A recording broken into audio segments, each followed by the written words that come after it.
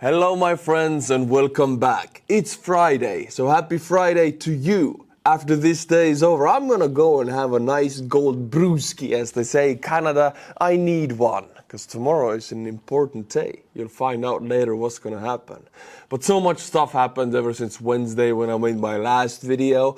So much so that there's even too many explosions to count. I'm gonna count the more important ones, and also we have some very juicy video from Putin in North Korea that was finally released. We're gonna go over it because it's just popcorn material. You need to see it. But before all of that, I'm gonna make a prediction by reading you this thread. What's going to happen in Ukraine and in this war in 2024? So the next 6 months of this year.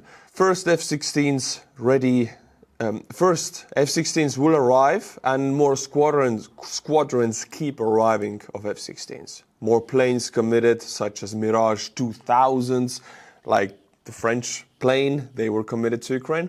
More Patriots, Iris-T and SAMP-T and Sky Ranger incoming. ATACMS missiles delivered, more will be delivered.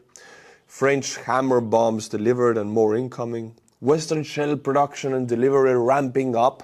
8.5 billion euros in Germany alone. This was one of the biggest shell orders ever to be placed for Rheinmetall. So Rheinmetall received an order of 8.5 billion euros. This is only one company in Europe producing shells and receiving almost 10 billion of order. This is the biggest shell order they have ever received, and they will start producing them next. All of this is in the future, and already this is bound to happen. It is not like, oh, we don't know if it will happen. All of this will happen. So this is not even a prediction, but just going through time, these things will happen in Ukraine, affecting Ukraine. Approval of the destruction of targets on Russian soil. Ukrainian missile industry starting to ramp up Neptune missile production and even deploying it. Now, Neptune missile was at first developed as an anti-ship missile with about 100-150 kilometers range. But now in this full-scale war, Ukraine has redeveloped this missile to have a range of 1,000 kilometers. It is the first and only Ukrainian developed and produced cruise missile, basically. Was an anti-ship missile.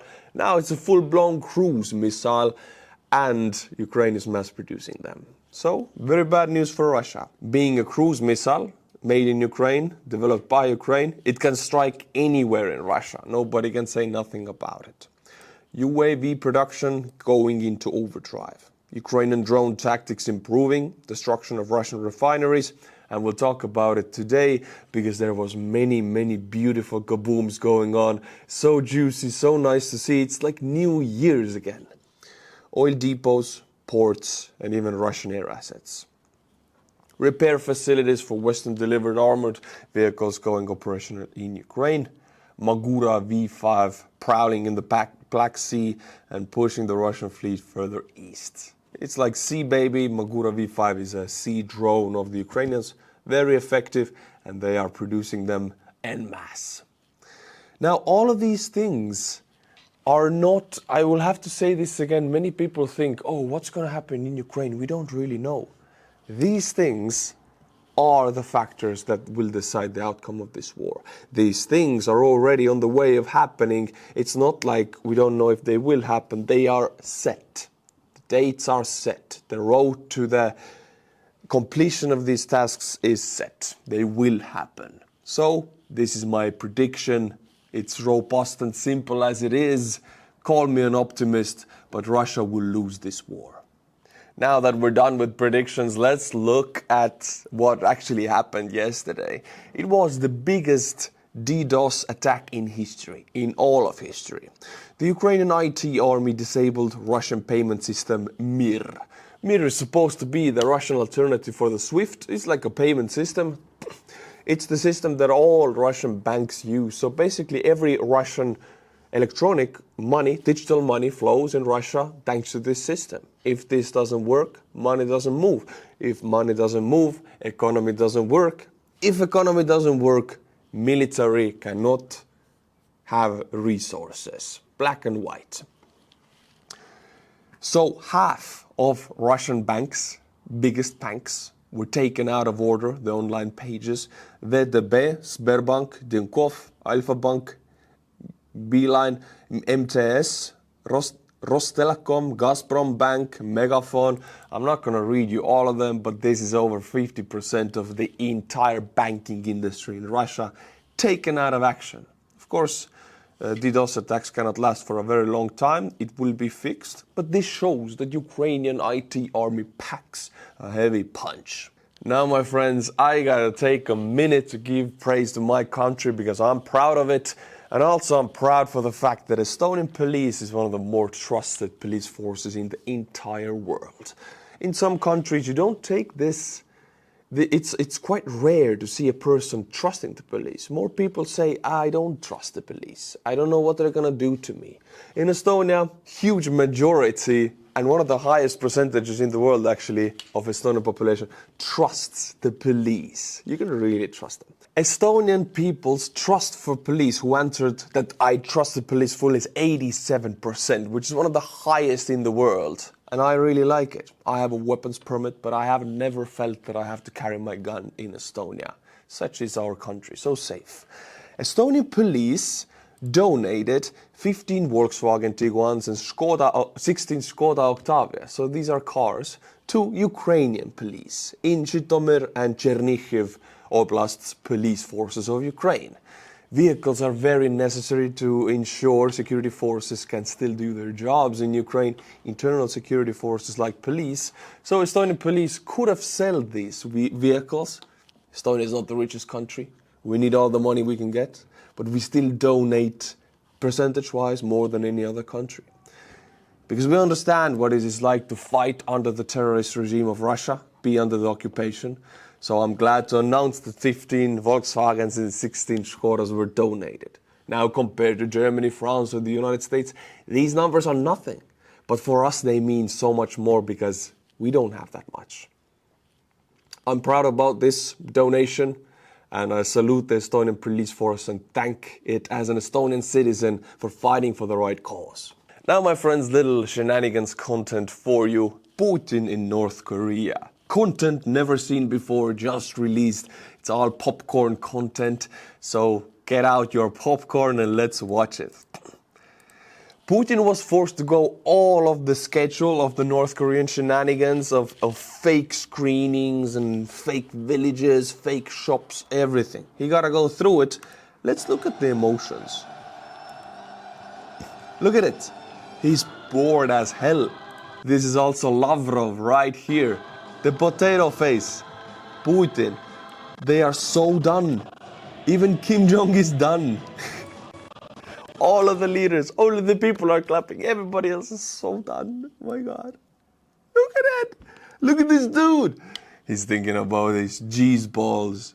And my friends, you cannot make this up. First of all, in North Korea, Putin goes to North Korea to meet another dictator, a murderer, and they are driving in a German S-Class, which is on the top. It's open, of course, but it's German S-Class. It's Germany. It's... It is so stupid. The irony here, and the irony doesn't end because these are sunflowers, the symbol of Ukraine. Putin is driving in a German vehicle in North Korea while being saluted by people holding on the sunflower. This is bizarre. And you know what they're yelling? Slava Putin, with sunflowers. Could as well be Slava Ukraini. It is stupid and bizarre. And just to illustrate how boring this all was for Putin and how he really now understands that his only allies are lowlifes. Look at it. He's so done. This is not just any random, I'm bored, I don't know what to do. This is a meeting, an official meeting with Kim Jong, who is sitting across the table while Putin is playing with the microphones. You know? I'm sorry, this turns out to be clowning here. I should give you real information, but just this is priceless for me. And this is the last one, I promise you. Putin's delegation entering the room. They're getting their locations. You know, they are arrogant. They don't really care. They get in, and then the North Korean diplomats tell them, get out. Get out of the room. Kim Jong will enter first. Our leader will enter first. get out. And everybody stands up and starts to leave again. Put in their places. Now here is a 45-second speech Putin made in North Korea. And there are some similarities with Hitler speaking in 1939, 1940 and 1941 with the terror bombing of London. Let's see it. They are always, as you said, turning up the heat, escalating the situation. Apparently, they are counting on the fact that we will be scared at some point. But at the same time, they also say that they want to achieve a strategic defeat of Russia on the battlefield. What does this mean for Russia? For Russia, it means the end of its statehood. That's what it means. Yes, that is true. Putin knows it. The West knows it. When Ukraine liberates Crimea, Russia as a state in this form that we know it right now will not exist anymore. There will be such repercussions, waves reaching Moscow from this event of losing Crimea, that something will change. It means the end of a 1,000-year history of the Russian state. I think this is clear to everyone. Is this, does it remind you of somebody? Somebody who had high charisma and who yelled about a 1,000-year Reich? Putin is like a miniature Hitler, only without the charisma.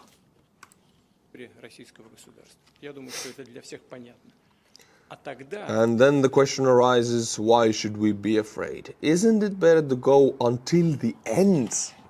This is the first time he mentions his end, Russia's end, because he knows this is where it's going. Well, Japan went to the end. Germany went to the end. There is no fighting democratic powers when they're united. It is impossible.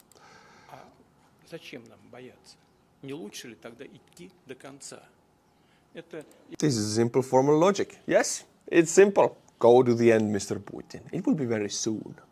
What is the outcome of the entire shenanigans with North Korea and Russia? Well, South Korea announces it will consider to start sending weapons to Ukraine after Russia signed a comprehensive security agreement with North Korea, including mutual defense. South Korea, one of the biggest weapons producers and exporters in the world, if they decide to start supporting Ukraine more, it would be very bad news for Russia. And Russia really pissed South Korea off by supporting North Korea and signing the agreement. So every time Putin shoots himself in the foot. The expansion of NATO, done by Putin. The new front opened in Kharkiv. Suddenly, Western weapons can be used on Russian soil. Visiting North Korea to try to find more ammunition. Suddenly, South Korea starts sending weapons to Ukraine. He is a master of shooting himself in the foot. Look at this, my friends. A little bit of eye candy for you. 1 drone, 9 drops. This is a cheap drone. I know this model exactly. You can build this with $300 if you use the cheapest version of it. Of course, there are more expensive ones also. But this drone here costs $300. And it goes up and it can take out 9 soldiers, maybe more if there's in the blast radius more soldiers. Now this is enough to kill. This is a big boom. It's bigger than a grenade. So this is cheap, mass-producible and insanely deadly. I love what I'm seeing. Alright, my friends, now we go to the New Year's kabooming, which is going on in Russia almost daily now. My last video was on Wednesday, and on Thursday so much stuff happened that I'm gonna try to summarize it all up now in Friday's video. Ukraine hit 3 oil refineries in Russia overnight. UAVs visited the Afipsky refinery in the Krasnodar region and the A&M oil depot in Adygea. Another refinery in Tambov region was also hit by at least 3 UAVs. 1 year ago, Russia made these large-scale missile and drone attacks against Kyiv and Ukraine almost every 2-3 days. 100 UAVs every 3 days. It was almost exploding in Ukraine. And I was in Ukraine in those attacks. I survived those attacks and it's very scary. In those times, you would have never guessed that the same will be happening to Russia every 2-3 days. Huge explosions in Russian military targets and oil refining targets, which is the reality now. People say, oh, Russia is winning, Russia is winning. My friends, look at the explosions, Don't count the square meters taken or lost. It doesn't matter. It doesn't matter at all. What matters is the ability to destroy enemy's rear, enemy's logistics, enemy's money generating systems, which for Russia is oil and gas infrastructure.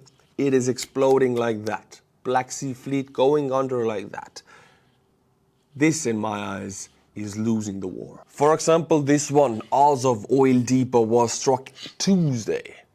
It was like almost 4 days ago, and it is still burning. 3 to 4 days later, it is still burning. That's so big. You cannot really extinguish these because they're filled with raw crude oil. If that burns, almost impossible to extinguish.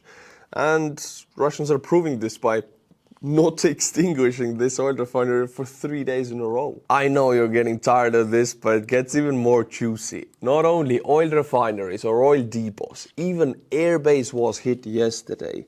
Yeisk Air Base, home of the 859th Naval Aviation Training Center and multiple Russian strike aircraft, starting a large fire. Burning. And the Russian Ministry of Defense claimed that with these 3 oil refineries attacks and 1 airbase, Yeisk Air Base, being attacked, Russian Ministry of Defense claims that they shot down 110 Ukrainian drones in several directions.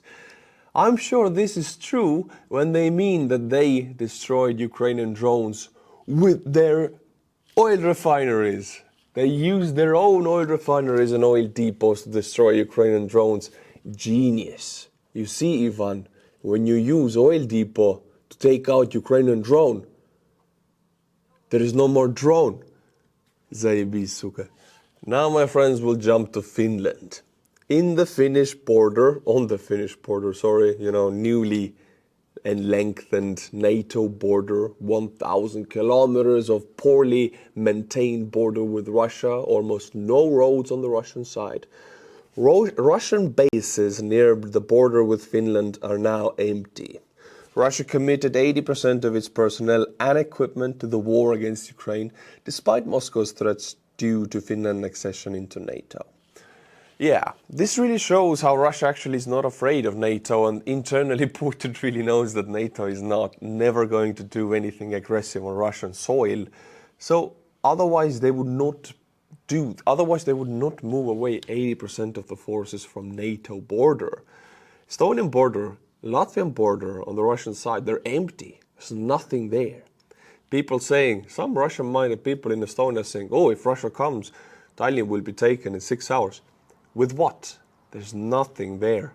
Nothing. No tanks, no infantry fighting vehicles, no men. The bases are just empty. Same with Finland now. Russian army is being destroyed, fully destroyed in Ukraine. Some people think Russia has a trump card, Putin's secret plan, like Hitler's phantom armies. There are no secret extra armies. It's all in Ukraine. Everything Russia has is in Ukraine. Everything. Every last bit except for the nuclear forces. Everything else is in Ukraine. And they cannot have success in Ukraine with it, then nothing else can even be discussed. Take in Estonia, take in Finland, the bases are empty. Remember, my friends, in January where one by one Russian heat infrastructure went kaboom.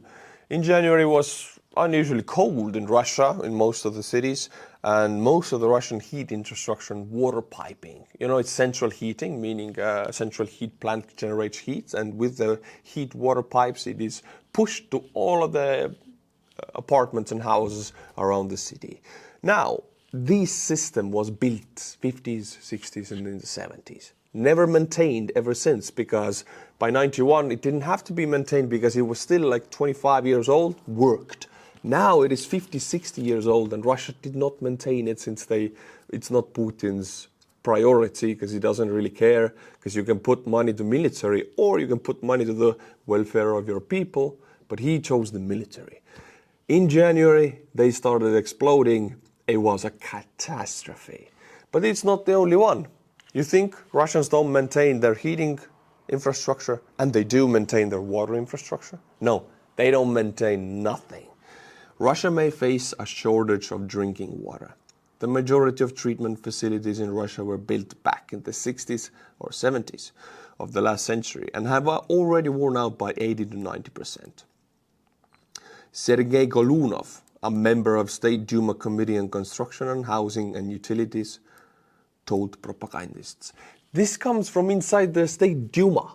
This comes from a professional who knows what he's talking about in Russian State Duma. The thing is, every kind of system you work which involves movement, which has movement or wear and tear in it, especially the heating and water infrastructure, it needs maintenance. And if you do maintain it properly, it is working and serving you for a century if necessary.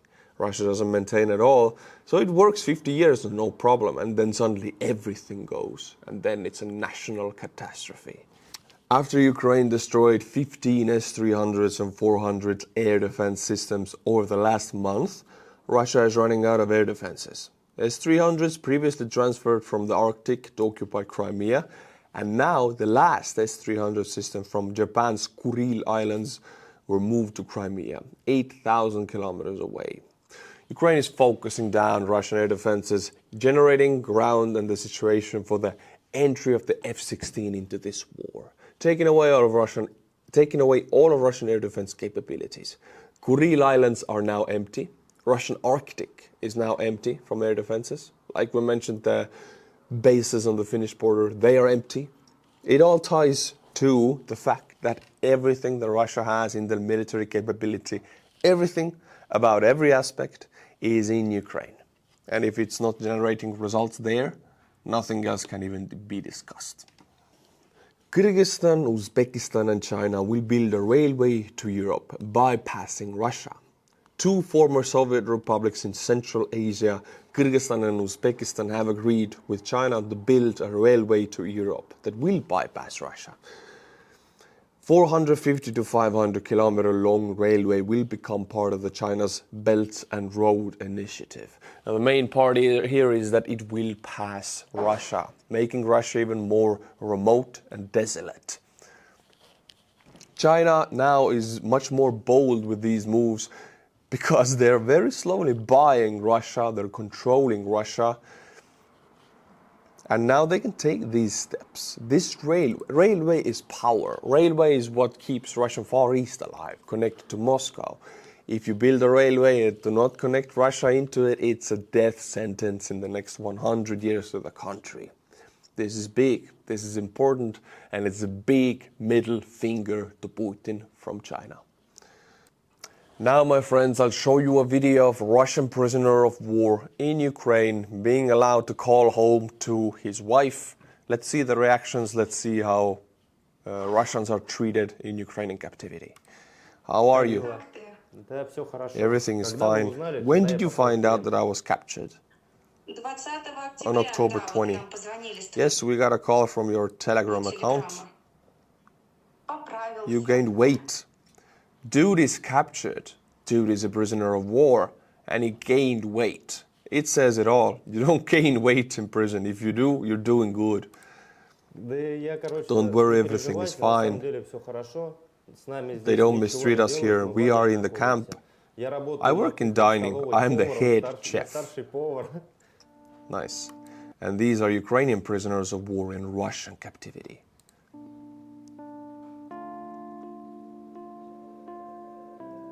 The difference is insane. Now, my friends, for the last time of this week, my favorite part of the video, which is butchering the Buy Me a Coffee names into oblivion. If you become a monthly member, I'll be butchering your name also. Erik Semler, Matthias Carmen Maria Justus Theodor Meliker. Damn, your name is long. Christopher Dale, Ursula Campos. Today we only have 5 names, but thank you to these 5 people, and if you like the channel, you know what to do.